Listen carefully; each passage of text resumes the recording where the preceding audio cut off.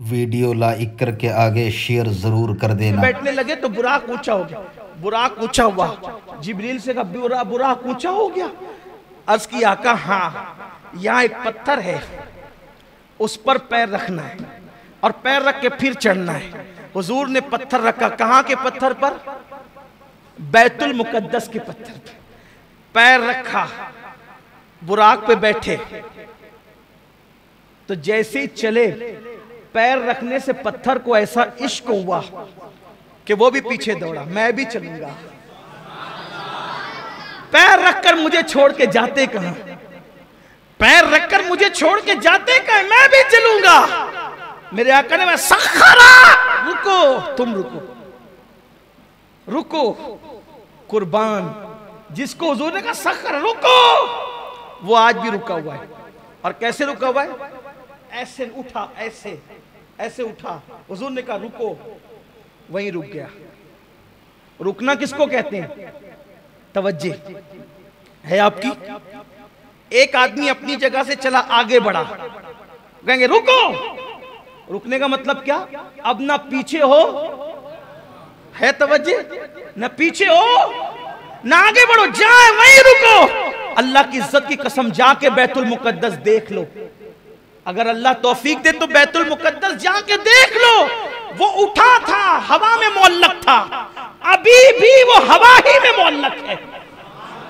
गोया 14.5 सदियां बीत गई हैं। हुजूर ने कहा था रुको, वो रुका हुआ है, ना जमीन पे वापस गया, ना फिर उसके बाद आगे बढ़ा, वहीं पे रुका हुआ है। बैतुल मुकद्दस अल्लाह तौफीक दे तो जरूर जाना, क्योंकि हुजूर अलैहिस्सलाम की हदीस है, जो ईमान की वजह से और अल्लाह की निशानी की वजह से बैतुल मुकद्दस की जियारत को जाएगा, अंबियाए किराम जन्नत में उस पे तवज्जो की निगाह फरमाएंगे।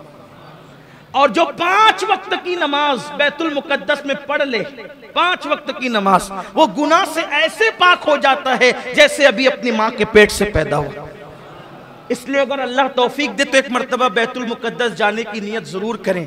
हम दुआ करते, अल्लाह बैतुल मुकद्दस को सलामत रखना और ता क़यामत रखना, ताकि हम भी और हमारी नस्लें भी उसकी ज़ियारत का शरफ हासिल कर सके। देखो ये हुजूर के कितना अजीम मौजज़ा है ना। वो पत्थर वहीं रुका हुआ है, अभी भी रुका हुआ है। उसकी तस्वीरें नेट पर आप देख सकते हैं। फिर आका चले, फरमाते हम आगे बढ़े, पहले आसमान पे गए, दस्तक दी दरवाजे पे, अंदर से आवाज आई, कौन? कहा जिब्रील। जिब्रील हूं, आपके साथ कौन है? कहा मोहम्मद अरबी सल्लल्लाहु अलैहि वसल्लम। आज उन्हें बुलाया गया है? हाँ। अरे पहले ही से तो चर्चे, पहले ही से तो चर्चे, फिर ये क्यों पूछा जा रहा है? इसलिए पूछा जा रहा है, गोया आज जिब्रील महबूब के साथ आएंगे तो दरवाजे खुलेंगे। और फिर जिब्रील तो रोजाना आते जाते हैं ना, आज ये दस्तक क्यों? दस्तक क्यों? हमारे सूफिया ने लिखा है, दस्तक इसलिए है कि जिन दरवाजों से फरिश्ते जाते थे वो दरवाजे और थे, और जो हुजूर के लिए बनाया गया था वो दरवाजा और था।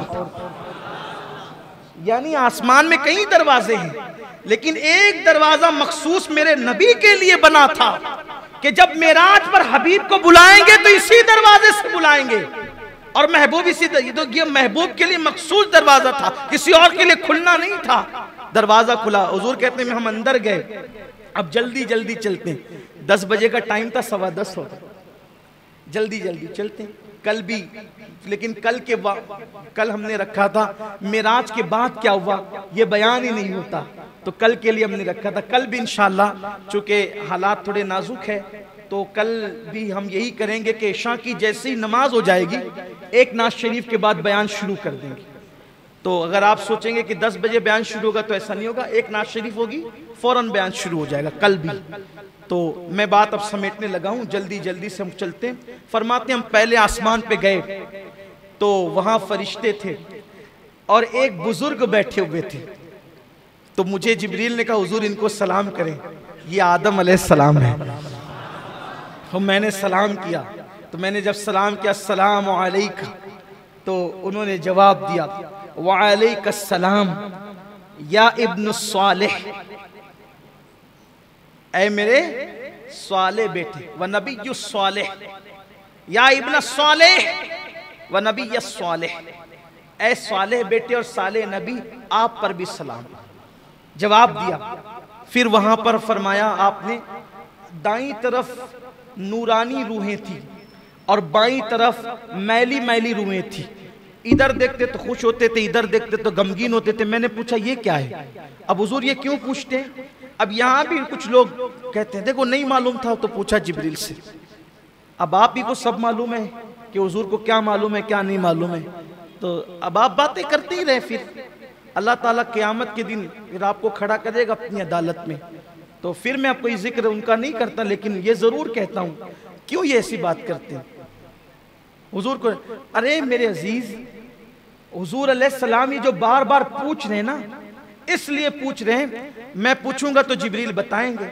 जब बताएंगे भाई, अगर हुजूर अलैहिस्सलाम खामोशी से आगे बढ़ जाते कि मुझे मालूम है, तो बोलो आज मैं ये बयान कर सकता था, कोई किताब में लिख सकता था। हुजूर पूछे जा रहे हैं, जिब्रील अलैहिस्सलाम बयान किए जा रहे हैं और फिर रिवायतें बनती जा रही। ये भी तो तकलीफ है ना कि हदीस में नहीं आया, और हदीस में आया तो फिर कहते जिब्रील से पूछा क्यों? और पूछा तो ही हदीस में आया ना, जो नहीं पूछा तो वो हदीस ही में नहीं आया। आगे अभी बताऊंगा क्या क्या नहीं आया, और जो नहीं आया अभी तक उसमें सर फोड़ रहे हो।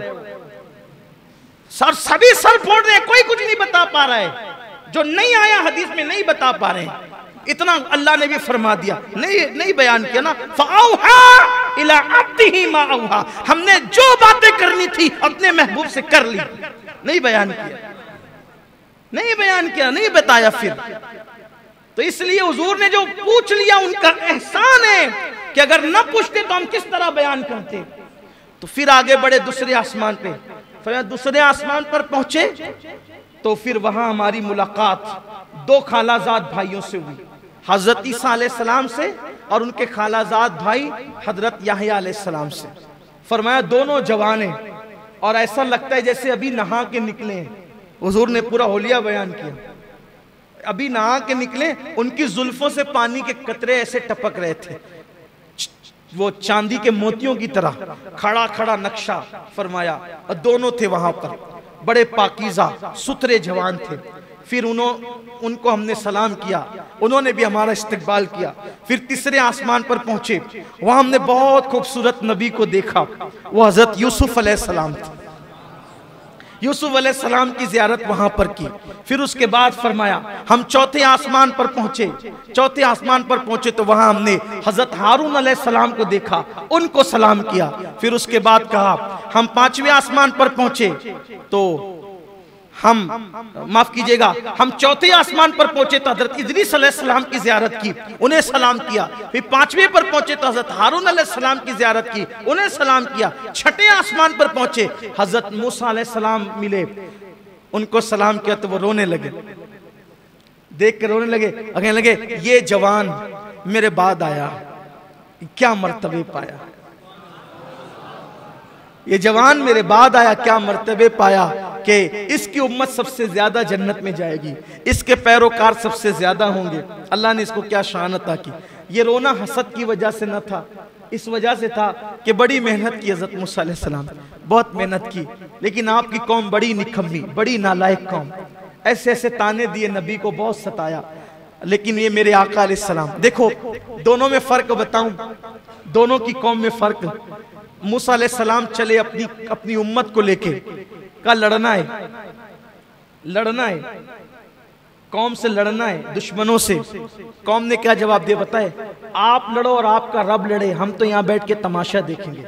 ये कौम मूसा है और मेरे नबी के सहाबा,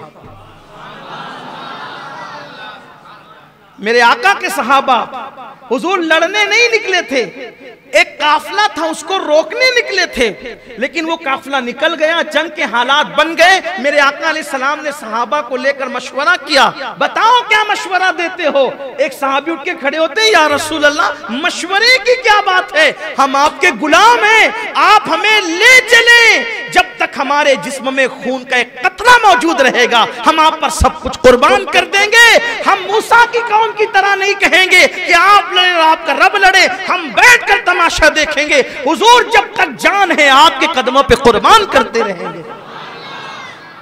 हजरत मूसा को तो ये याद आती होगी ना, कौम कहाँ, ये कहती है आप लड़े आपका। यही तो बात है। इसलिए आपसे कहता हूं जब भी मेरे आका के सहाबा का जिक्र करो अजमत के साथ करो, बुजुर्गी के साथ करो, एहतराम के साथ करो, बेअदबी के साथ किसी सहाबी का जिक्र मत किया करो। सारे सहाबा अजीम है, बड़े हैं, उन्होंने बड़ी कुर्बानियां दी। हम तो बाद में आए हैं, अपनी कोई औकात ही नहीं। लोगों को तो 5 वक्त की नमाज के लिए टाइम नहीं मिलता।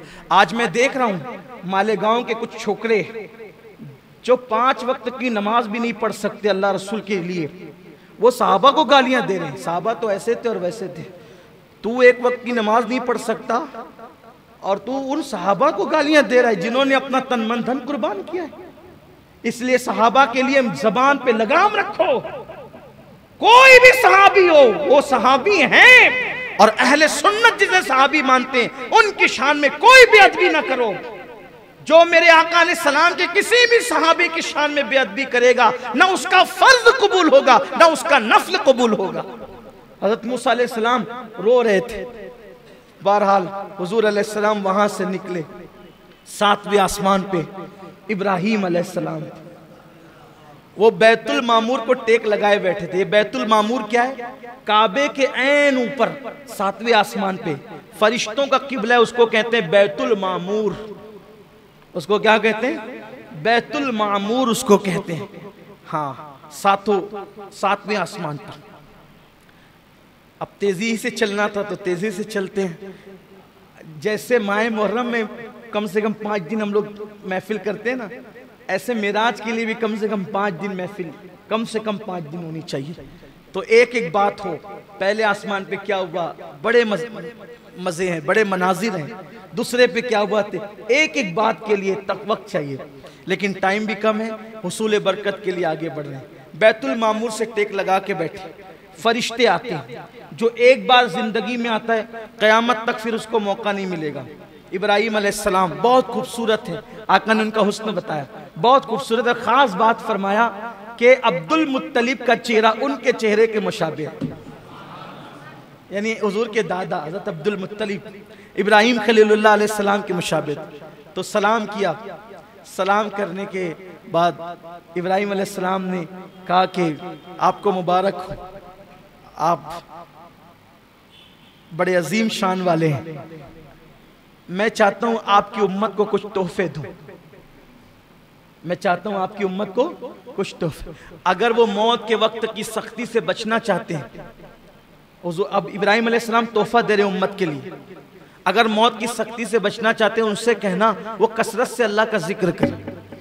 अगर वो रंज गम और टेंशन से बचना चाहते हैं, ये टेंशन में अपनी जुबान में कह रहा हूं समझाने के लिए, रंज गम और टेंशन से, ज़हनी दबाव से, डिप्रेशन से बचना चाहते हैं, वो ला हौला वला कुव्वता इल्ला बिल्लाहिल अलील अज़ीम की कसरत करें।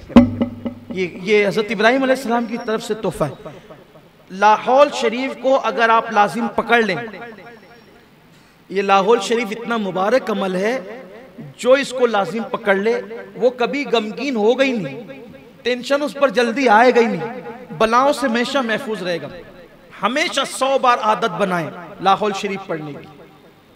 फिर हुजूर अलैहिस्सलाम फरमाते हम आगे बढ़े तो हम सिदरा पे पहुंचे, सिदरतुल मुंतहा पर पहुंचे। वहां पहुंचे तो हुजूर फरमाते हैं सिदरा पर मैं पहुंचा तो देखा कि 2 कुर्सियां हैं। सिदरा पर 2 कुर्सियां हैं। मैंने पूछा जिब्रील यहाँ कौन रहता है? और हुजूर यहाँ मैं रहता हूँ। और जिब्रील तुम्हारे सिवा भी कोई रहता है? नहीं या रसूलल्लाह मैं ही रहता हूँ और कोई नहीं रहता। कहा ये 2 कुर्सियां क्यों है? कहा या रसूलल्लाह जब से मैं पैदा हुआ हूँ 2 ही देखता हूँ, जब से पैदा हुआ 2 ही देखता हूँ। मैंने मेरे अल्लाह से पूछा था अल्लाह रहता मैं अकेला हूँ, ये 2 कुर्सियां क्यों है? तो मेरे अल्लाह ने मुझसे फरमाया जिब्रील मेराज पे महबूब को बुलाएंगे, मेराज पे महबूब को बुलाएंगे तो तेरे घर यानी सिदरा भी लाएंगे और फिर मेरे महबूब को यहाँ बिठाएंगे। गोया के हबीब तेरे भी मेहमान होंगे। यार रसूल कुर्सी आपके लिए। आका अलैहिस्सलाम ने जो है वो फरमाया कि सिदरा जो है देखने में बज़ाहिर बेरी के दरख्त की तरह एक दरख्त है। बेरी के पत्ते कैसे होते हैं? वैसे बेरी के पत्ते की तरह एक दरख्त है, लेकिन उसके पत्ते ऊंट के कानों की तरह बड़े बड़े और उसके फल मटकी की तरह है और हर पत्ते पर फरिश्ता है और अल्लाह के नूर ने उसको ढांप लिया है। बड़ा खूबसूरत।